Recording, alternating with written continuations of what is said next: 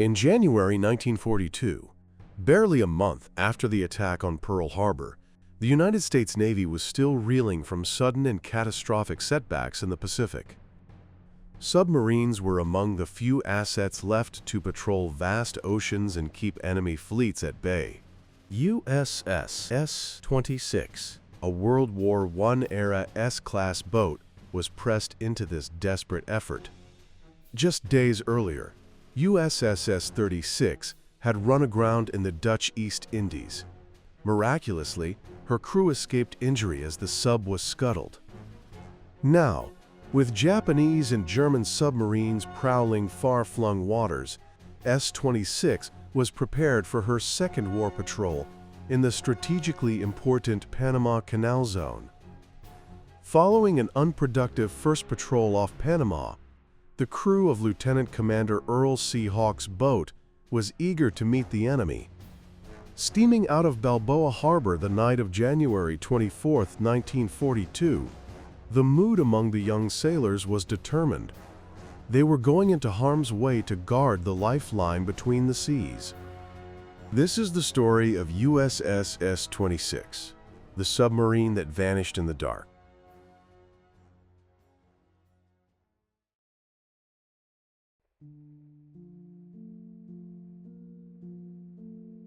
As night fell on the Panama Canal Zone, S-26 quietly slipped out of Balboa Harbor on the evening of January 24, 1942.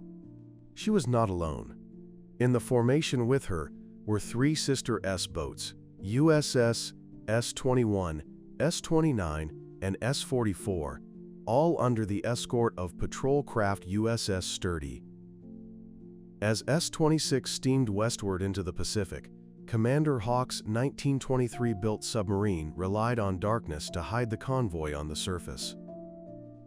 Sturdy maintained station about 1,500 yards ahead, all vessels at general quarters with running lights extinguished. Strict blackouts were ordered to avoid detection by any passing enemy patrols. By 22:10, Sturdy signaled to the convoy from about 14 miles west of San Jose Light that her escort duty was complete and she would turn back to port. Only S-21, the lead submarine, received the blinker light signal. The rest received no warning. In the pitch-black night, S-26's crew saw Sturdy swing sharply to starboard. For Commander Hawke and his men, it was a routine maneuver, and they continued on the ordered course, unaware that Sturdy's turn would soon seal the submarine's fate. Late into the Pacific night, the four submarines remained surfaced, lookouts straining for any hint of the enemy, with only vague silhouettes for company. At 22:21, S-26's lookout spotted a large unlit vessel crossing their course perpendicular to their heading. It was Sturdy, returning to Balboa. Both Hawke and Sturdy's captain ordered emergency maneuvers. S-26 went to full reverse, and collision quarters were sounded, while Sturdy jammed her engines astern. Their efforts came too late. With her engines locked in full reverse, Sturdy's propulsion jammed, and her bow plowed into S-26's starboard side amidships at the torpedo room. The impact was catastrophic. Deck plating tore away as the submarine heeled sharply to port. 4 men were on the bridge, a seaman at the helm, the lookout, and the 2 officers, Commander Hawke and his executive officer, Lieutenant Robert E. Ward. All were hurled into the sea.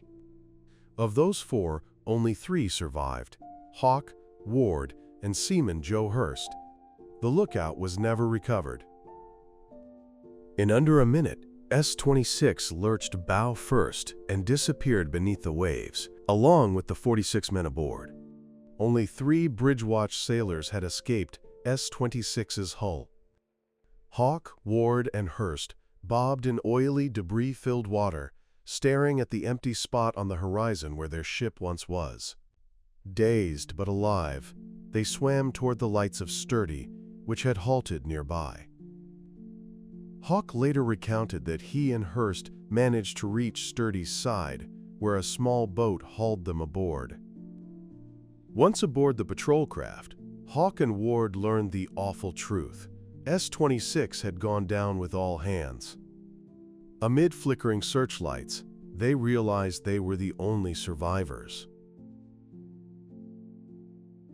At dawn on January 25, 1942, news of the accident reached Captain Thomas J. Doyle, commander of Submarine Squadron 3, who took charge of an all-out rescue operation. Every available salvage and rescue asset was dispatched. USS Mallard, a converted minesweeper equipped with diving bells, steamed to the scene alongside destroyers and submarines. 5 expert divers were flown in, including men who had helped rescue the sunken USS Squalus in 1939. The tug of hope was on. Could anyone still be alive down there? Using a grapnel sweep, Mallard located the sunken S-26 by dragging a heavy cable across the seafloor. Divers then began 25 perilous descents to roughly 300 feet, braving the dark, frigid depths. At one point, a diver discovered the bridge hatch shut from the inside, a sign that someone survived long enough to seal it against flooding. On January 27th, approximately 75 hours after S-26 went down, rescue parties waited anxiously for taps from within the wreck, a signal that someone was alive. None came. Later that day, divers recovered a signal gun buoy floating on the surface. Attached was a scrap of paper reading, "Both ends of the submarine had been flooded, central compartments still dry, crew uninjured." Against heavy odds, the trapped sailors had managed to launch their message, but now, the silence from below confirmed the dire reality. Rescue operations pressed on, but each new dive yielded only the same silent answer. Finally, on January 29th came the final report. All 46 souls were likely dead. But even if there were survivors, a diving bell was unable to properly seal against the hull. By that afternoon, Rear Admiral Frank C. Sadler formally announced, "All 46 personnel are presumed dead." The rescue had ended, and hope transitioned to mourning. As rescue efforts ended in heartbreak, the Navy honored those who had perished. On the afternoon of January 29th, the day diving operations concluded. The fleet held a memorial service at sea above S-26's final resting place.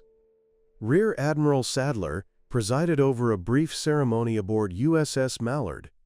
Sailors stood at attention, heads bowed, as Protestant and Catholic prayers were intoned. A wreath of lilies, fern, and laurel was cast overboard, marking the grave of the 46 submariners lost in this tragic wartime accident. A second wreath was then released by one of her sister submarines, floated from her periscope. Back home, news of the disaster reached families. Official notices bore the grim warning that, quote, "all hope had been abandoned for the missing men." Many wives and mothers received word that their husbands and sons would never return. Though there had been no enemy, the loss underscored the ever-present danger of war. The sinking of USS S-26 remains a sobering chapter in naval history, a reminder that even skilled crews and well-built ships can fall victim to the fog of war. Her wreck, upright some 300 feet beneath the Pacific west of Panama, is officially a protected war grave. Under international law and U.S. Navy policy, her hull and the remains within are sanctified as the final resting place of American sailors. Today, the service and sacrifice of S-26's crew are honored by submarine associations and naval history circles. The names of the 46 men who went down with their ship are memorialized on plaques and registries devoted to the silent service. Each year on January 24th, submariners pause to remember S-26 alongside her lost crew. Their story, a routine patrol ending in sudden tragedy, underscores the ever-present risks of the deep. Though more than 80 years have passed since that fateful night, the heroism of her sailors endures. Trapped together while their comrades above fought desperately to save them, Their fate speaks to both the inherent vulnerability and bravery in undersea warfare. More importantly, her legacy lives on through remembrance. From memorials at Pearl Harbor and the Golden Gate to entries in naval archives, the name S-26 and the story of her crew forever remain on Eternal Patrol.